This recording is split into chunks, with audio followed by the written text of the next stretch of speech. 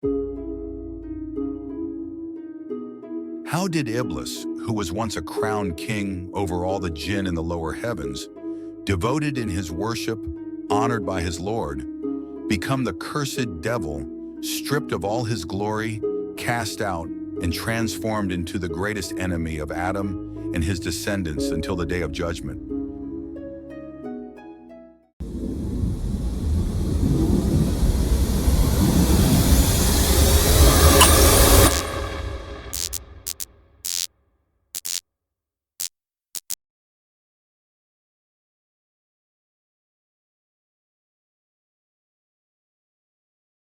Would you believe me if I told you that Iblis, the devil, was once a worshiper of God and devoted to him, and that he was of a higher status than any other creature, even surpassing some of the angels in his devotion? Surprising, isn't it? Let's go back in time to a period millions of years ago, when the earth was in its early stages of creation. It was a unique kingdom, inhabited by legendary and strange beings. There was no conflict or war, just a beautiful balance between all living creatures. The creatures moved together in harmony, everything arranged according to the divine laws set by God, until the day came when everything changed and the earth began a new journey.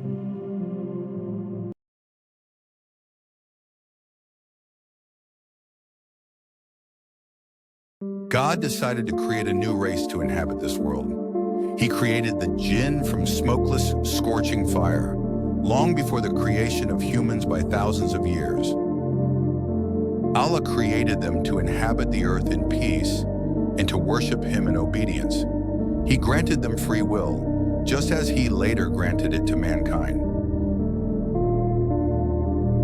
The first of the Jinn that Allah created was Suma, who became their forefather and the origin of all the tribes and clans of the Jinn that came after him. He was wise and faithful, always calling others to the worship of Allah and to the path of truth. The Jinn lived freely on earth. They worked, built homes, and had communities. Among them were believers and disbelievers.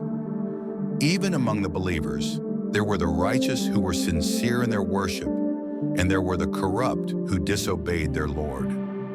They had minds with which they thought, and hearts that swayed between love and hatred. Their characteristics were derived from the nature of the fire from which they were created. Allah granted them extraordinary abilities that surpass human capabilities in many aspects. For instance, they can travel from one place to another with incredible speed, as if they were moving winds. This became evident during the time of Prophet Solomon, when he asked his assembly who could bring him the throne of Queen Bilqis, which was located in a faraway land. One of the Jinn promised to bring it to him before he could even rise from his seat. Among them are those who dive into the deepest parts of the seas without being affected by the pressure or environment. They do so with ease and speed. They also have the ability to extract hidden treasures buried deep beneath the earth's layers. Some of them are skilled in construction and sculpture, and this too was seen during the time of Prophet Solomon, as they built palaces for him and carved statues with great expertise. Some of them ascend to the first heaven to listen in on the affairs of the heavens, trying to overhear divine revelations and the news exchanged among the angels about the people of earth. Because of this, the disbelieving Jinn would often claim to possess knowledge of the unseen in the future. One famous incident involves the Jinn of the tribe of Nosaiben, who boasted about their ability to rise to the heavens and eavesdrop on the heavenly messages. However, after the revelation of the Quran to Prophet Muhammad, peace be upon him, Allah assigned flaming meteors to burn and block them from ascending to the heavens ever again. Since they are hidden from human sight, they have the ability to whisper, suggest thoughts, stir desires, and plant chaos and deception within the human mind without any physical interaction. But it is important to note that this does not mean they can control human actions or force anyone to do anything. Their influence is limited to whispers, which may be acted upon by a weak person or ignored by a strong believer. They also have the ability to take on physical, visible forms, such as different animals or even humans at times. They can even see the angels in their true forms. Allah created unique animals and beasts specifically for them, different from the ones we know, on which they ride, travel, and whose meat they eat. The jinn are very similar to humans in that they have their own lifestyle and way of living, but they remain invisible to us. They can see us and live among us, just like we live among each other, yet we cannot see them. Allah created among them Iblis, whose name was Azazil. He was raised upon the worship of Allah, learning obedience and faith. He was one of the believing jinn and held a high status among his people. They honored him for his virtue and knowledge, and Allah appointed him as their king and granted him dominion over the earth. Azazil would call his people to worship Allah, to populate the earth with righteousness, and to avoid sins and polytheism. I would like to point out that some people believe Iblis was from a class of angels who resided in the lowest heaven, and that his name was Lucifer before his disobedience. But this is completely incorrect. Allah clearly stated in the Quran that Iblis was from the jinn, not from the angels. Another proof is that angels do not have the ability to disobey or choose between right and wrong, while both jinn and humans were given that free will by Allah. So how could Iblis disobey Allah if he were truly one of the angels, as that claim suggests? He did not follow the path of corruption that his people took. Instead, he devoted himself to the worship of Allah, establishing justice and calling others to the path of truth. He reached a level of obedience that no other jinn had ever attained before him. But as the jinn began to expand across the earth, some hearts began to grow restless. They turned against one another, spilling blood and fighting for power. Many of them disbelieved and abandoned the worship of Allah. Among them appeared devils, rebels, and powerful demons who were deceived by their strength and abilities, thinking they could do anything they wished. They split into tribes and engaged in many bloody battles. Each tribe believed it was the strongest and most deserving of ruling the earth. They persecuted the believing jinn, killed many of them, and oppressed the rest. Because they had the free will to choose between good and evil, many chose the path of wickedness and misguidance.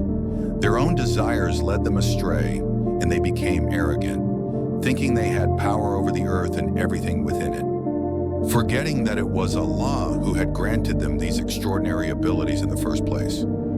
The believers among them continued to call them back to the right path, and among those believers was Iblis, who remained steadfast in faith and obedience. But the others insisted on their corruption, disbelief, and stubborn defiance.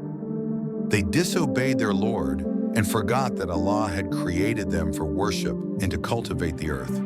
Instead, they led many of the jinn into rebellion and disbelief. The earth became engulfed in corruption and overwhelming chaos. What was once a flourishing life turned into complete devastation. The state of the earth changed from light to darkness, plunging into a dark era the world had never witnessed before. All signs of life on earth faded. Its features turned into ruins and ashes, and flames spread everywhere. As their corruption increased and spread across the land, as is always the case, with disobedience and disbelief comes punishment. Allah commanded the angels to descend to earth with a mighty torment and terrifying retribution, to cleanse it from this widespread corruption and subdue the devils and demons who had become agents of chaos. A heavenly army of angels who never disobey Allah's commands was prepared.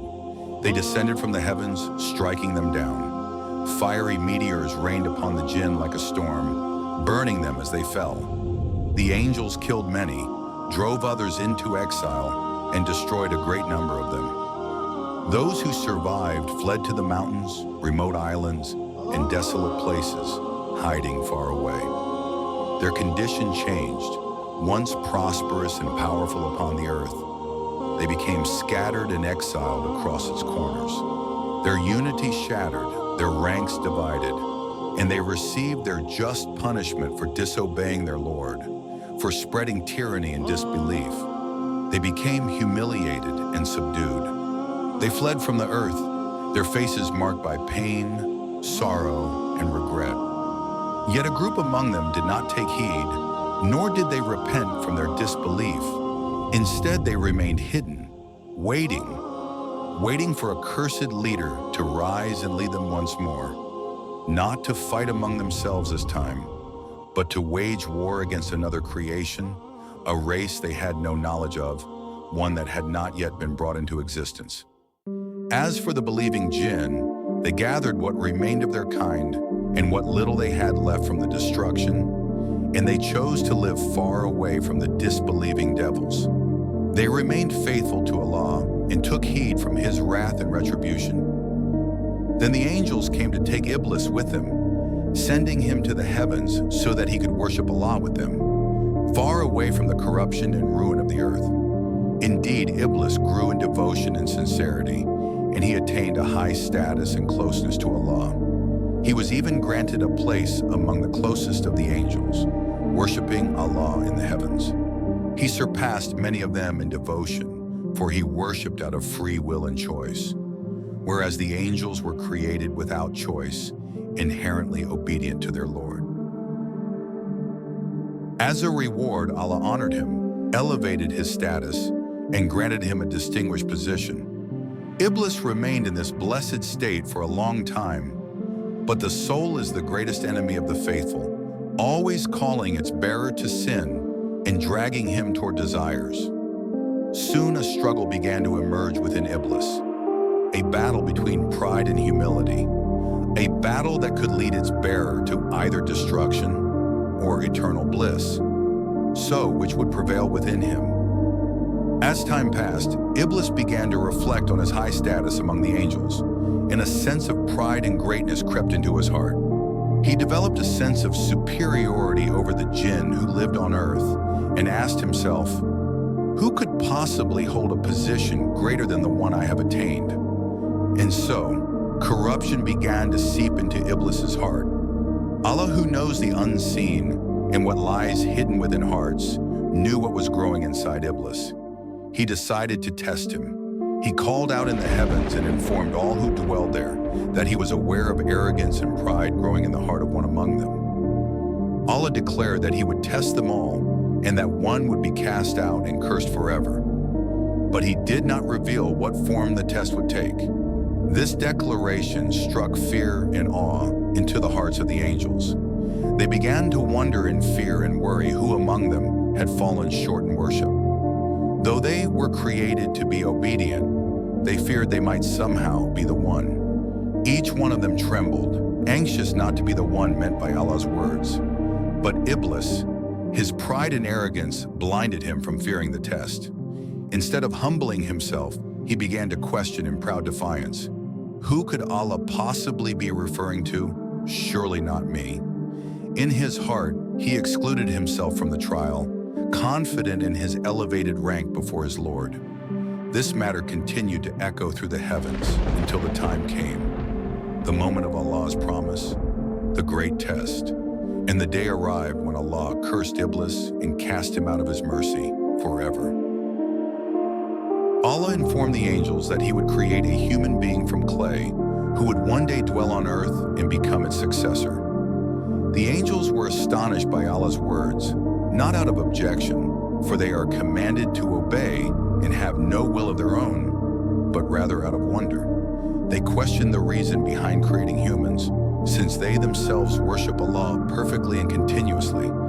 They feared that humanity might spread corruption on earth, just as the Jinn and devils had done before them. But Allah told them that He has wisdom beyond their understanding, and that they do not know the unseen. They were unaware that among humans would come prophets, messengers, righteous people, and scholars, those who would worship Allah as He deserves to be worshipped. Allah then commanded one of the angels to take a handful of soil from the earth. He added water to it until it became clay, and Allah shaped it with His own hands. It became like pottery, hollow and still without life, and it remained that way for a period of time. The angels, along with Iblis, silently watched in awe and curiosity as this lifeless figure lay motionless. Iblis, in particular, circled around the body constantly, inspecting it with unease. He entered from its lower part and exited from its mouth. He found it to be hollow and began to ponder, his heart filled with doubt and anxiety. He asked himself repeatedly, "Why has this been created? What will become of it?" And then he said in his heart, "If I am given power over you, I will destroy you. But if you are given power over me, I will disobey you." In that moment, Iblis forgot his Lord and ignored the fact that Allah knows what lies hidden in hearts and sees what is concealed deep within. But Allah knew exactly what Iblis was thinking. He was fully aware of the pride and defiance building inside him. What Iblis did not realize was that this was the greatest test of his life, and it had already begun. Then Allah breathed into Adam from his spirit, and Adam moved for the first time. He sneezed and then prepared to rise from his place. Allah commanded the angels, and Iblis among them, to prostrate to Adam. All the angels immediately fell down in prostration, obeying Allah's command and honoring Adam. All except Iblis, who stood arrogantly, filled with rage, envy, and hatred toward Adam. Here, the great honor that Allah bestowed upon Adam became evident. Allah had shaped him with his own hands, breathed into him from his spirit, commanded the angels to prostrate before him, and taught him all the sciences, even that which was hidden from the knowledge of the angels.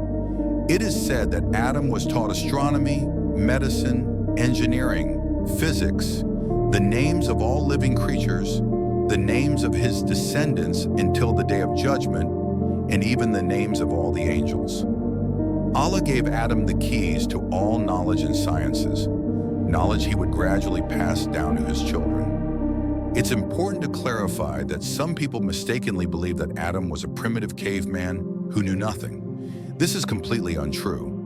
Allah created Adam with advanced, profound knowledge that would help him and his descendants harness the earth's resources and live more easily.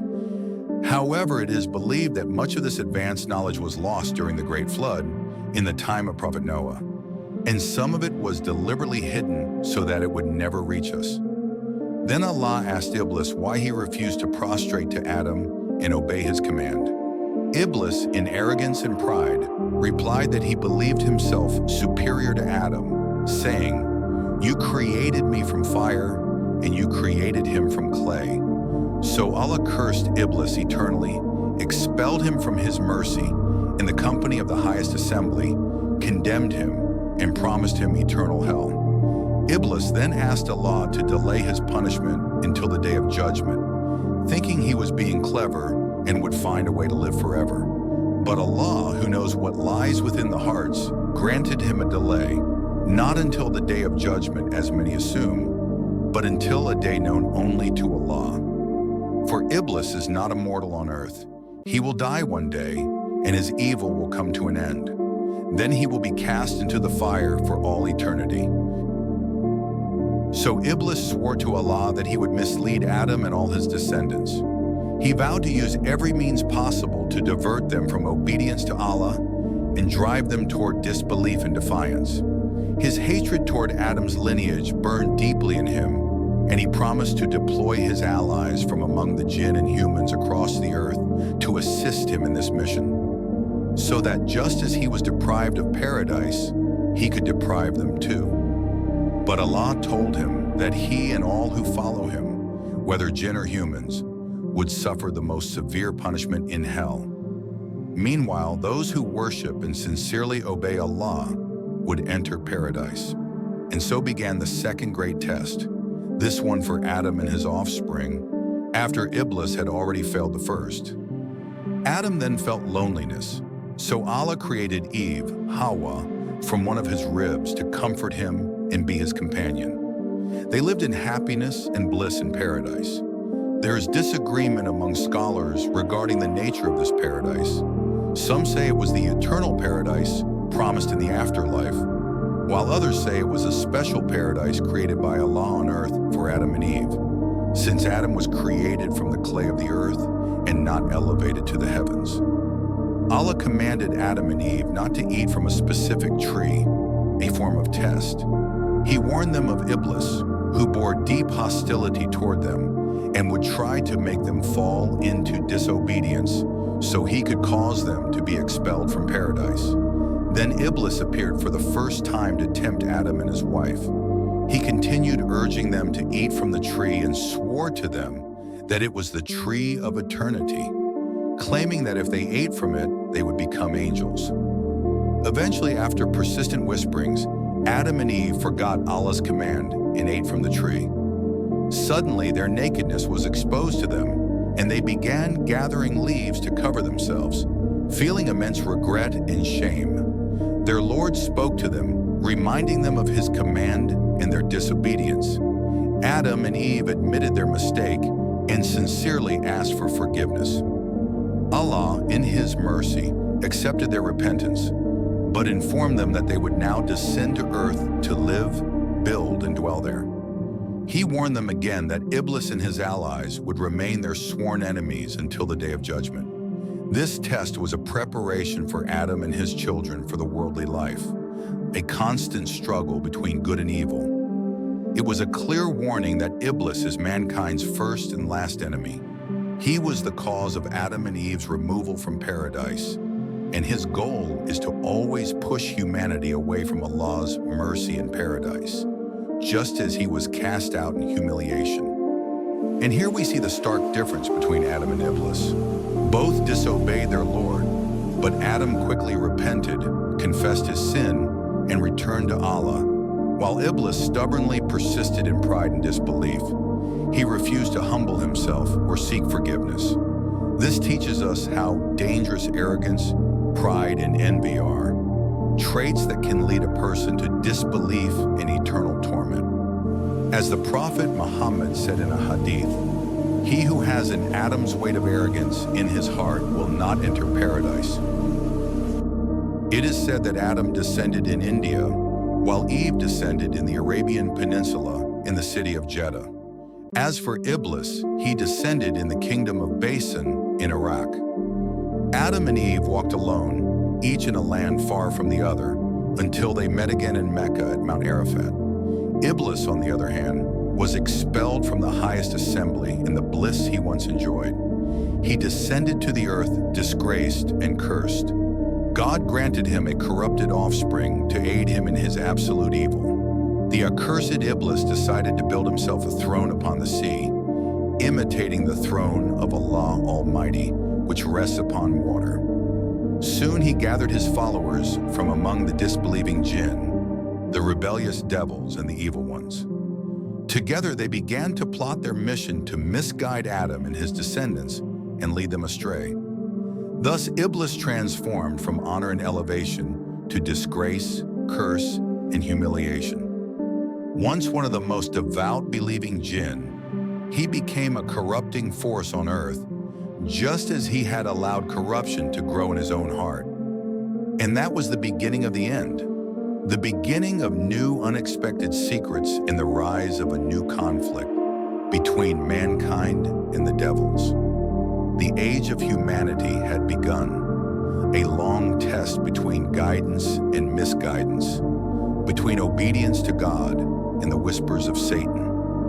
And the journey continues until the day of judgment and the time of reckoning. At the end, my brothers and sisters, if this matter interests you and you want to know more, if you enjoyed this content and the way these stories are narrated, don't forget to subscribe to the channel and turn on notifications to follow more historical facts and events that were distorted.